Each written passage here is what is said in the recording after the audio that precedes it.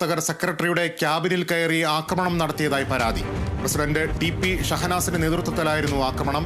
UDF മുന്നോട്ട് വച്ച രീതിയിൽ വാർഡ് വിഭജനം നടത്താത്തതിൽ പ്രതിഷേധിച്ചായിരുന്നു UDFന്റെ അക്രമസമരം. തൃശൂരിൽ ബജറ്റിൽ തുക അനുവദിച്ച പുത്തൂർ ബസ് സ്റ്റാൻഡ് സമുച്ചയത്തിന്റെയും നടത്തറ പഞ്ചായത്ത് ഓഫീസ് കെട്ടിടത്തിന്റെയും നിർമ്മാണം ഉടൻ ആരംഭിക്കുമെന്ന് മന്ത്രി K രാജൻ. രണ്ട് നിർമ്മാണങ്ങളുടെയും രൂപകൽപ്പന നിർവഹിക്കുന്നതിനായി നിർദ്ദിഷ്ട സ്ഥലങ്ങൾ സന്ദർശിച്ച് സംസാരിക്കുകയായിരുന്നു അദ്ദേഹം. സംസ്ഥാന ഭിന്നശേഷി ദിനാചരണം ഡിസംബർ 3 തൃശൂരിൽ നടക്കും. തൃശൂർ കളക്ടറേറ്റ് എക്സിക്യൂട്ടീവ് കോൺഫറൻസ് ഹാളിൽ നടന്ന ഭിന്നശേഷി ദിനാചരണത്തിന്റെ ആലോചനാ യോഗവും സംഘാടക സമിതി രൂപീകരണവും മന്ത്രി R ബിന്ദു ഉദ്ഘാടനം ചെയ്തു.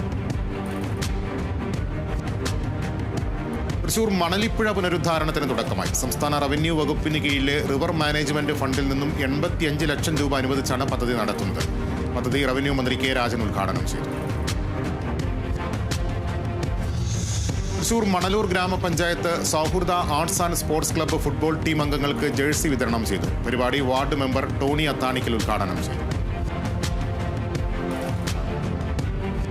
മലപ്പുറം പൊന്നാനി MES കോളേജിലെ ദ്വിദിന ദേശീയ സെമിനാർ മിയാസസ് 2024 സമാപിച്ചു. അമേരിക്കൻ സൊസൈറ്റി ഫോർ മൈക്രോബയോളജിയുടെ സഹകരണത്തോടെ മൈക്രോബയോളജി വിഭാഗം സംഘടിപ്പിച്ച സെമിനാർ ഡോക്ടർ A മുഹമ്മദ് ഹാത്ത ഉദ്ഘാടനം ചെയ്തു. എറണാകുളം കേരള മീഡിയ അക്കാദമിയിൽ VP രാമചന്ദ്രൻ ജന്മശതാബ്ദി ആഘോഷങ്ങൾക്ക് തുടക്കം. മാധ്യമപ്രവർത്തകൻ ശശികുമാർ പരിപാടി ഉദ്ഘാടനം ചെയ്തു. വാസ്തവത്തിനും വാർത്തകൾക്കുമപ്പുറം സ്വന്തം നിലപാടുകൾ മുന്നോട്ട് വയ്ക്കാൻ ശ്രമിക്കുന്നതാണ് മാധ്യമ പ്രവണതയെന്ന് ശശികുമാർ അഭിപ്രായപ്പെട്ടു.